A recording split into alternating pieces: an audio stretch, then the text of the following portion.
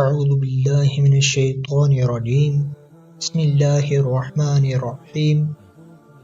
حشیم نے اسماعیل بن نبی خالد سے، انہوں نے قیس سے، اور انہوں نے حضرت ابو مسعود انصاری رضی اللہ تعالیٰ عنہ سے روایت کی کہ ایک آدمی رسول اللہ صلی اللہ علیہ وسلم کے پاس آیا اور عرض کی، بے شک میں فلاں آدمی کی وجہ سے صبح کی نماز سے پیچھے رہتا ہوں، کیونکہ وہ ہمیں بہت لمبی نماز پڑھاتا ہے۔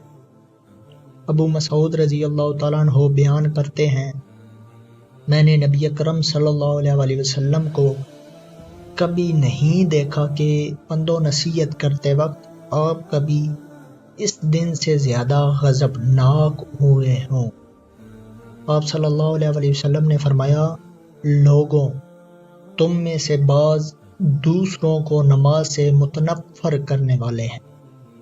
تم میں سے جو کوئی لوگوں کو امامت کرائے وہ اختصار سے کام لے، کیونکہ اس کے پیچھے بوڑھے، کمزور اور حاجت مند لوگ ہوتے ہیں۔